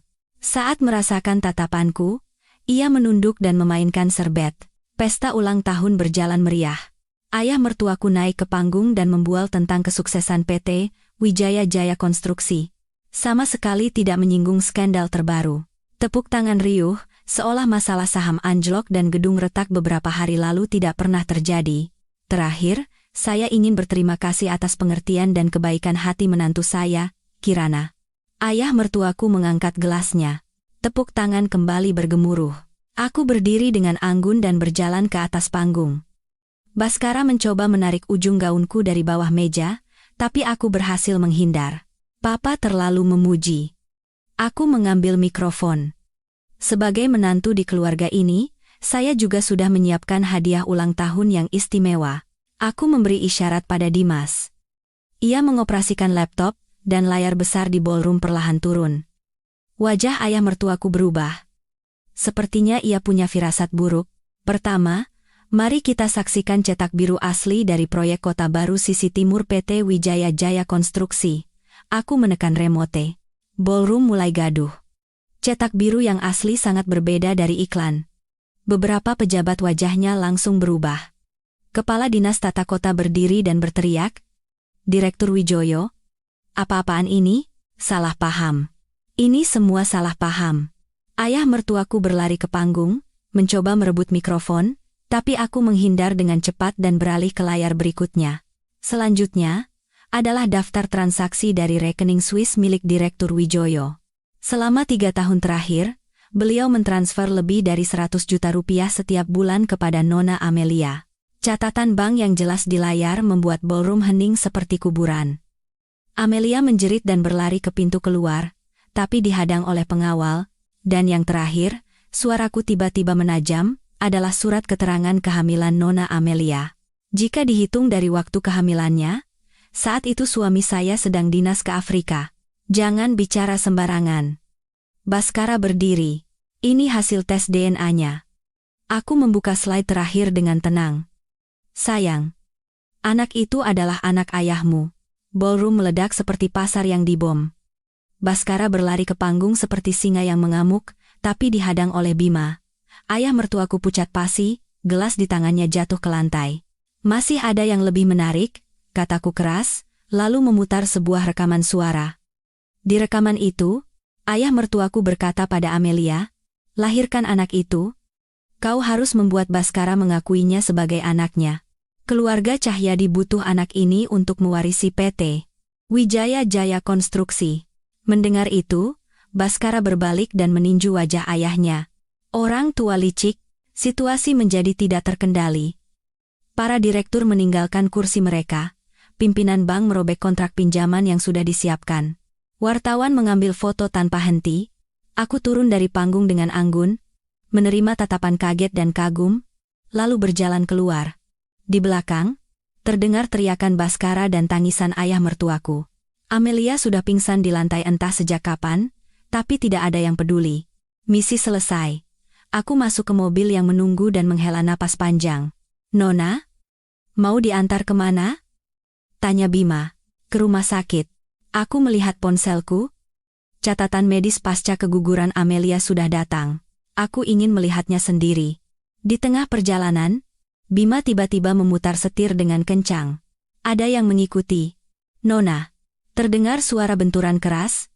Mobil kami terdorong menghantam pagar pembatas. Aku terlempar dari kursi, dahiku membentur sandaran kursi depan. Bintang-bintang berputar di kepalaku. Melalui kaca spion, aku melihat sebuah SUV hitam tanpa plat nomor melaju ke arah kami. Merunduk. "Nona." Bima menekan kepalaku ke bawah. SUV itu menabrak lagi, kali ini di pintu samping. Tiba-tiba, 2 sepeda motor muncul dengan suara deru keras. Pengendaranya menembaki ban SUV itu. SUV itu berputar beberapa kali lalu menabrak pagar pembatas jalan. "Itu orang dari bapak besar, Nona." Bima segera tancap gas meninggalkan lokasi. "Anda tidak apa-apa?" Aku mengusap benjolan di dahiku dan tertawa dingin. "Baskara? Benar-benar anjing yang nekat." Begitu kembali ke safe house, aku menelepon ayah. Ayah, Baskara mengirim orang. Tidak. Aku tidak apa-apa. Sudah beres. Aku menutup telepon dan melihat rekaman CCTV. Benar saja. Di villa keluarga Wijoyo, Baskara dan Amelia sedang bertengkar hebat. Ini semua gara-gara kau. Sekarang iblis itu menang, kita habis, teriak Baskara. Waktu kau tidur denganku, kau tidak bilang begitu. Keluarga Wijoyomu itu sama saja busuknya. Amelia tertawa sinis. Diam. Baskara mencekik lehernya. Aku bisa membunuhmu. Amelia meronta. Lalu mengambil pisau buah di meja dan menyayat wajah Baskara. Baskara menjerit dan melepaskannya. Amelia menggunakan kesempatan itu untuk lari keluar. Aku mematikan rekaman dan berpikir. Anjing saling gigit. Lebih menarik dari yang kuduga. Tiba-tiba, Dimas menelepon. Nona Kirana, hasil rapat darurat Dewan Direksi sudah keluar. Baskara resmi dipecat, dan Direktur Wijoyo dirawat di rumah sakit karena serangan jantung. Bagaimana sahamnya? Auto reject bawah lagi, Dimas tertawa pelan. Saham yang kita miliki sekarang total 18%. Ditambah dukungan dari beberapa pemegang saham kecil, sudah cukup untuk memulai hostile takeover. Belum cukup, aku berjalan ke jendela. Malam ini gelap seperti tinta. Aku ingin melihat PT Wijaya Jaya Konstruksi hancur total. Aku menutup telepon dan membuka brankas, mengeluarkan sebuah dokumen yang sudah lama tersegel. Salinan buku harian ibu. Di dalamnya tercatat semua penemuan ibu tentang kejahatan keluarga Wijoyo dan Cahyadi. Entry terakhir adalah sehari sebelum ibu jatuh dari gedung. Ibu, sebentar lagi selesai. Mereka semua tidak akan ada yang lolos. Keesokan paginya, Bima mengetuk pintu dengan tergesa-gesa. Nona, ada masalah besar. Baskara dan Amelia menghilang. Villa diacak-acak, aku bangkit. Kapan? Sekitar jam 3 pagi. Penjaga dipukul pingsan, CCTV dirusak, Bima menyerahkan sebuah tablet. Tapi CCTV di ujung jalan merekam mereka dimasukkan ke dalam van perak. Dalam video yang buram, Baskara dan Amelia diseret oleh pria-pria berjas hitam ke dalam mobil. Tidak terlihat seperti pergi dengan sukarela, bukan orang kita. Aku mengerutkan kening. Plat nomornya palsu, Bima menggeleng. Tapi mobilnya menuju ke arah pelabuhan. Aku segera menelepon ayah, tapi yang menjawab suara pria asing. Nona Kirana, jika kau ingin bertemu ayah dan suamimu, datang ke gudang 3 di pelabuhan Tanjung Priok. Sendirian. Kalau tidak, jeritan kesakitan Baskara terdengar dari seberang sana. Gudang kosong di pelabuhan. Angin laut membawa bau anyir. Aku berdiri dalam kegelapan. Sebuah pistol kecil yang kusembunyikan di lengan bajuku terasa dingin, sedikit menenangkanku.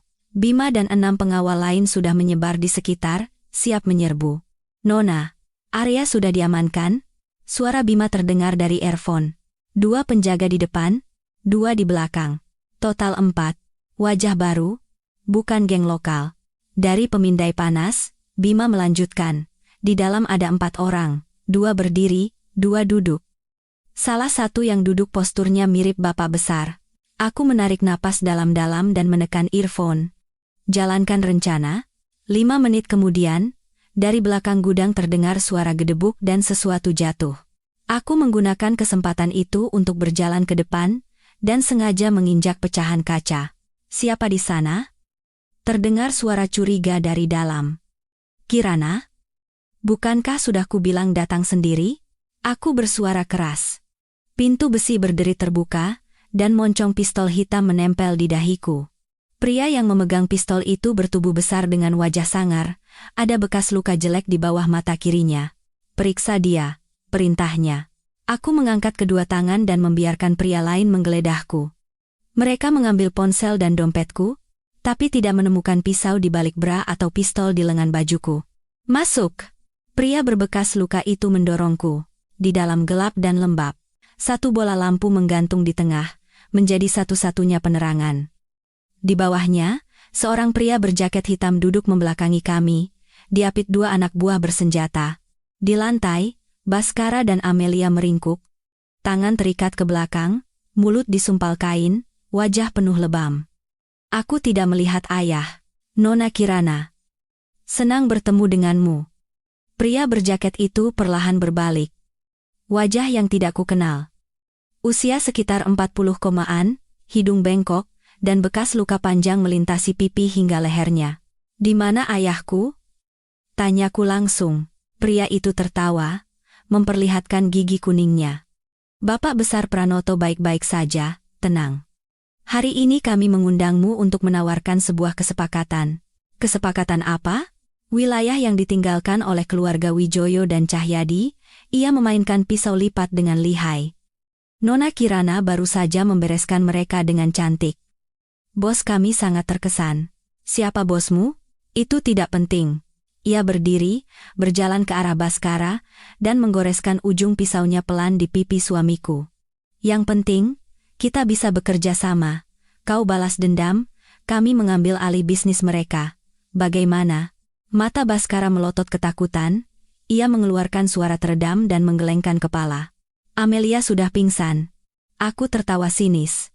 Menculik suamiku hanya untuk menawarkan kerjasama? Kalau tidak begini, bagaimana kami bisa mengundang orang besar sepertimu? Pria itu mengangkat bahu. Lagi pula, saat si brengsek ini mau menabrakmu, kami juga yang membereskannya. Aku berjalan perlahan ke tengah.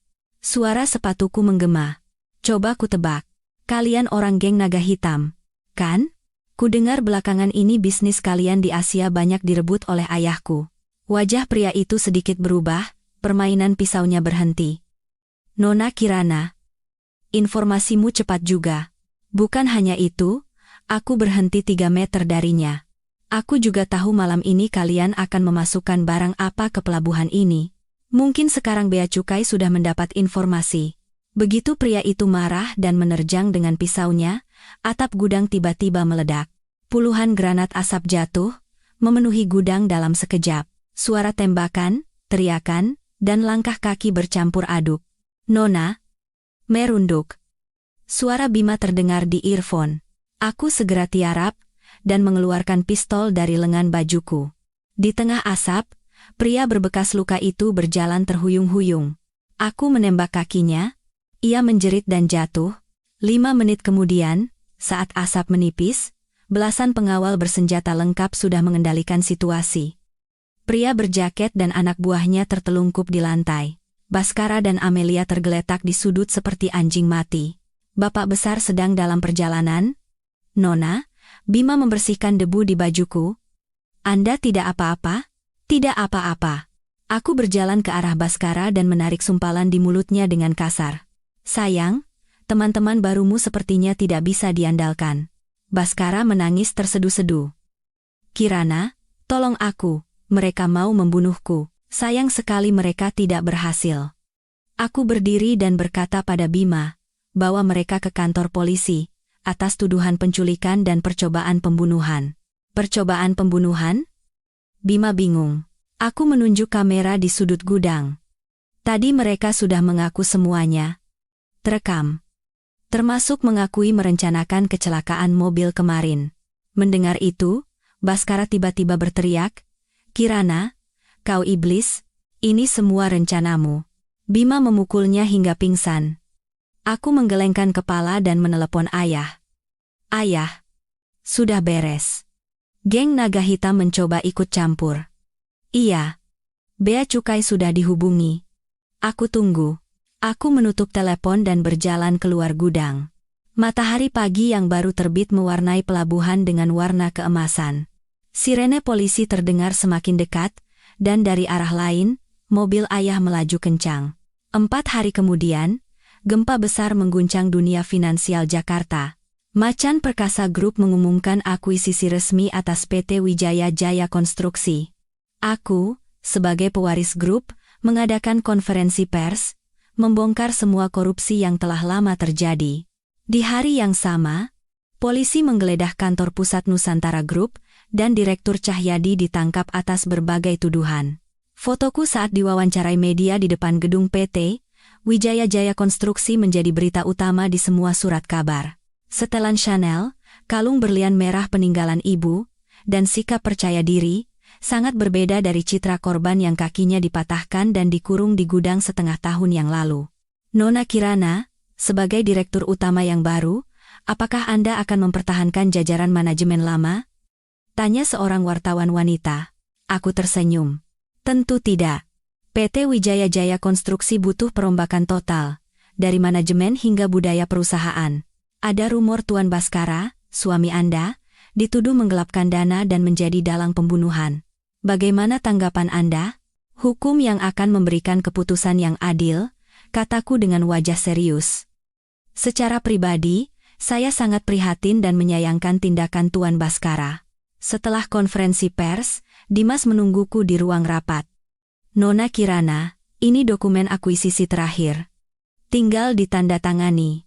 Aku membaca dokumen itu lalu bertanya, Tuan Dimas, kenapa Anda membantuku?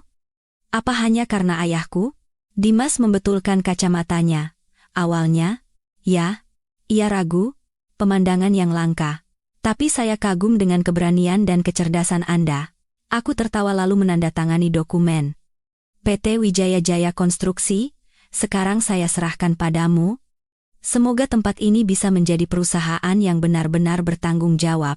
Anda mau kemana? Tanya Dimas. Menemui seorang teman lama. Aku melihat jam. Pagi ini Baskara ditangkap. Aku harus menghiburnya sedikit. Ruang besuk penjara terasa dingin dan sunyi. Baskara, mengenakan seragam tahanan oranye, tampak kuyu dengan janggut tak terurus dan mata merah.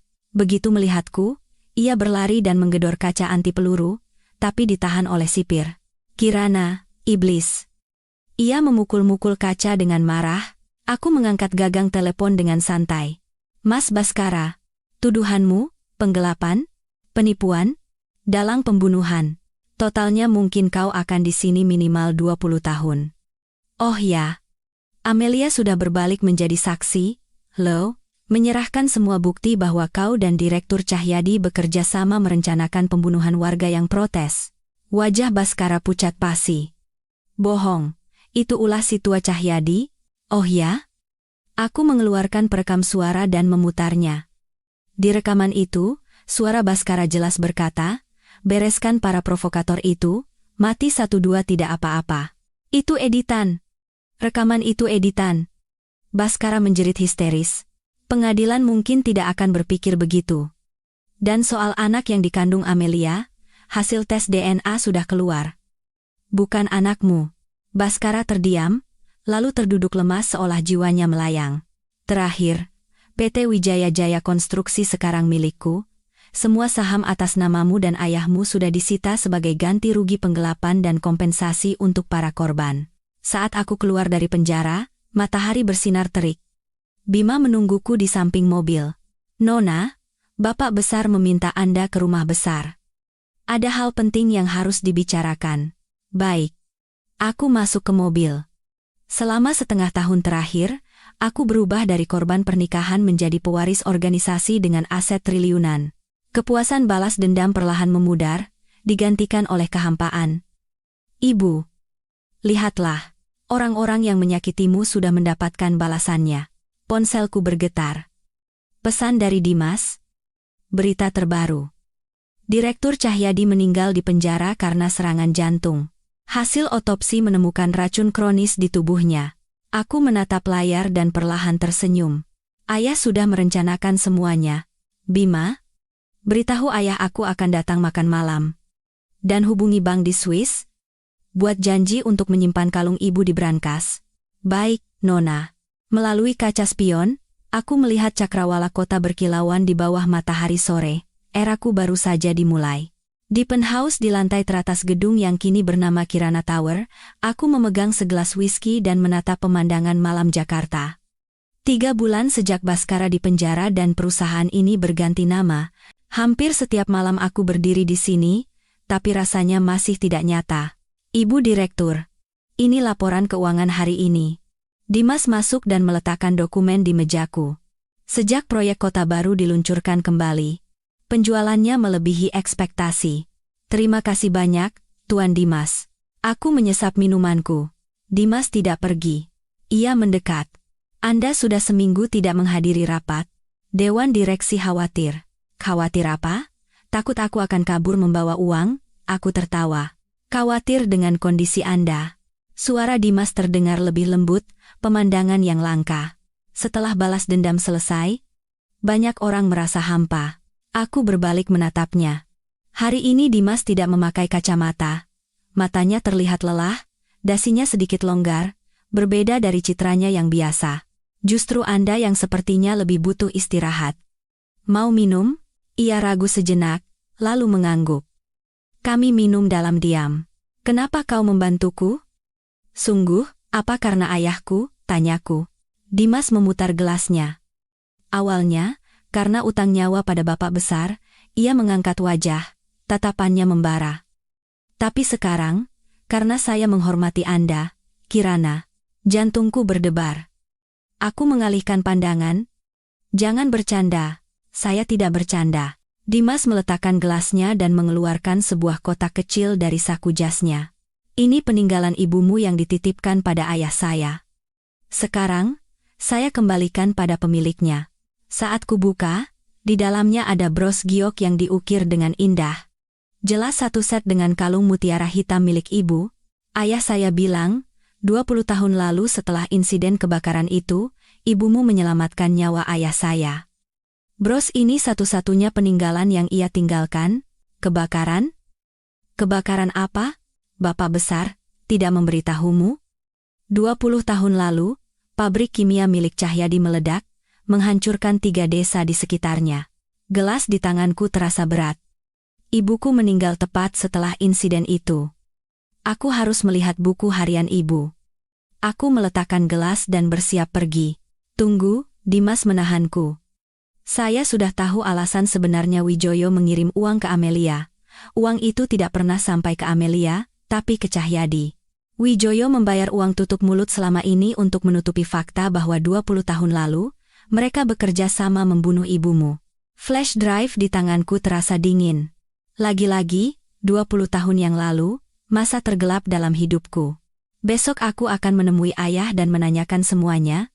Di loteng rumah ayah, di dalam sebuah kotak berdebu, aku menemukan buku harian kulit coklat milik ibu. 3 Mei 1998. Mendapatkan bukti penting. Adegan Cahyono memukuli warga sampai mati di lokasi konstruksi. Besok harus lapor. 4 Mei 1998. Wijoyo datang, menawarkan uang untuk membeli film negatif. Aku menolak. Saat pulang, tatapannya menakutkan.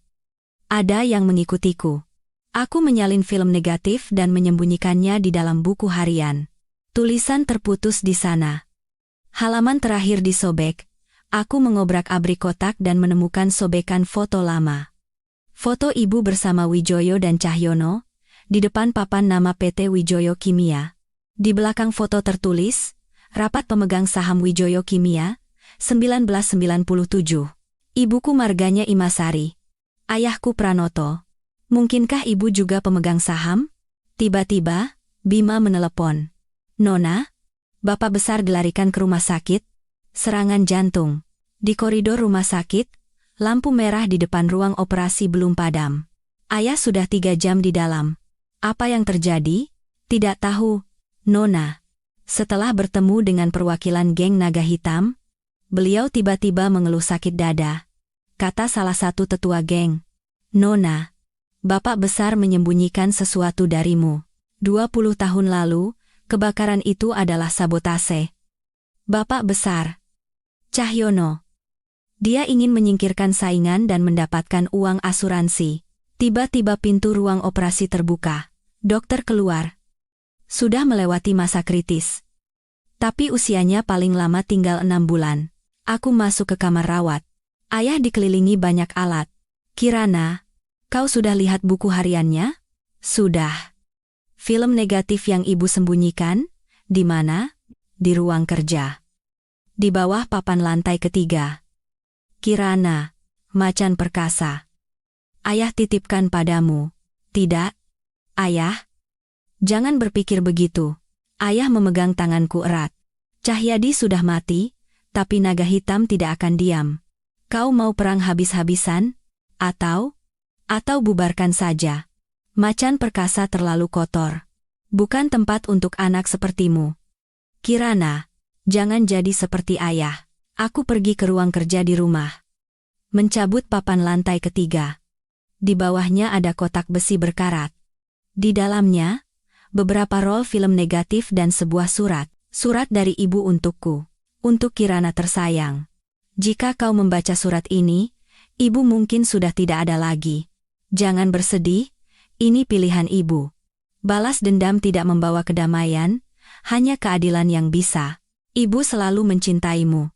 Aku jatuh terduduk di lantai dan menangis. Tiba-tiba, pesan dari Dimas masuk. Saya sudah tahu. Ibumu tidak jatuh dari gedung. Beliau dicekik sampai mati, lalu dilempar dari atap. Keesokan paginya, aku mengumpulkan para tetua organisasi di markas. Kondisi bapak besar kalian semua sudah tahu. Aku ingin mendengar pendapat kalian tentang masa depan Macan Perkasa. Salah satu tetua, Paman Yono, angkat bicara. Menurut aturan, Nona harus menjadi penerus. Tapi ini masa krisis.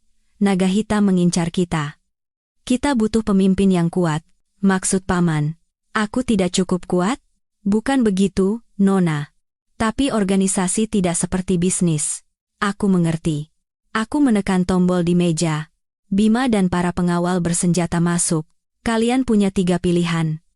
1. Bantu aku mengubah Macan Perkasa menjadi perusahaan legal. 2. Ambil uang pensiun dan pergi. 3. Aku mengeluarkan setumpuk dokumen dari laci, menyerahkan diri ke polisi. Semua prestasi kalian tercatat di sini.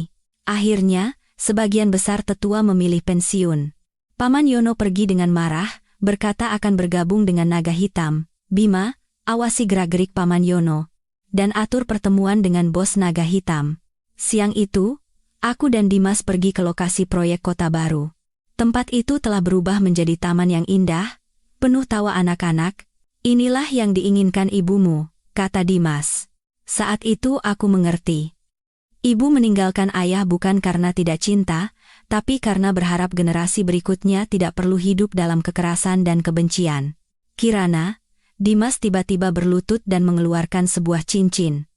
Aku tahu ini mungkin terlalu cepat, tapi aku ingin serius denganmu. Beri aku waktu, aku menyentuh bibirnya. Mataku terasa panas. Setelah aku menyelesaikan urusan ayah dan Macan Perkasa, aku akan menunggu. Tidak peduli berapa lama. Ia berdiri dan memelukku dengan lembut. Beberapa hari kemudian, ayah menjalani operasi jantung. Di depan ruang operasi, aku mengelus kalung mutiara hitam ibu. Operasi berhasil. Siang itu, aku bertemu dengan Jin, bos geng Naga Hitam, di sebuah hotel. Macan Perkasa akan dibubarkan dan menjadi perusahaan legal. Sebagian wilayah peninggalan Cahyadi akan kuberikan pada kalian, syaratnya, tinggalkan semua bisnis ilegal. Setelah negosiasi alot, Jin setuju. Saat kembali ke rumah sakit, ayah sudah sadar. Aku menunjukkan surat ibu dan bukti-bukti lainnya. Ayah menangis. Ibumu. Seolah-olah aku yang membunuhnya. Sekarang semuanya sudah selesai. Ayah mengeluarkan sebuah dokumen dari bawah bantal. Tanda tangani ini. Macan Perkasa milikmu. Itu adalah dokumen transfer seluruh aset kepadaku. Di halaman terakhir, ada klausul. Jika Kirana menikah dengan Dimas, 10% saham akan ditransfer kepada Dimas. Ayah tertawa untuk pertama kalinya setelah bertahun-tahun. Anak itu bagus. Jauh lebih baik dari calon menantu pilihan ibumu. Sebulan kemudian, PT Kirana Sekuritas resmi diluncurkan. Aku mengumumkan akan menyumbangkan 10% keuntungan dari proyek kota baru untuk masyarakat. Ibu Direktur, ada rumor ayah Anda adalah pendiri geng Macan Perkasa. Benarkah? Ayah saya pernah berjalan di jalan yang salah, tapi beliau menggunakan sisa hidupnya untuk menebus kesalahan. Kirana Sekuritas akan memberikan kesempatan bagi siapapun yang ingin memulai hidup baru, seperti beliau. Setelah konferensi pers, Dimas membawaku ke taman di tengah kota baru. Kirana, ada sesuatu yang sudah lama kupikirkan. Ia berlutut dan mengeluarkan sebuah cincin berlian antik. Cincin ini peninggalan nenekku. Beliau bilang, berikan pada orang yang bisa mengakhiri sejarah kelam keluarga. Aku teringat surat ibu. Bukan balas dendam. Tapi keadilan. Iya. Tapi ada syaratnya. Lantai teratas Kirana Tower harus menjadi perpustakaan anak-anak atas nama ibuku. Dimas memasangkan cincin di jariku dan mencium punggung tanganku. Tentu saja, di hari pernikahan, ayah menggandeng tanganku menyusuri altar yang ditaburi bunga. Dimas menunggu di ujung sana dengan tatapan penuh cinta. Aku mengikatkan kalung mutiara hitam ibu di buket bungaku. Saat bulan madu, aku berbisik pada Dimas. Kurasa aku hamil. Kalau perempuan, aku ingin menamainya seperti ibu. Hangat. Dimas memelukku erat. Terima kasih, Kirana. Telah memutus siklus kebencian yang mengerikan ini. Fajar baru menyingsing di kejauhan. Mutiara milik ibu berkilau di bawah cahaya bintang, seolah menjadi akhir dari segalanya dan awal dari segalanya yang baru.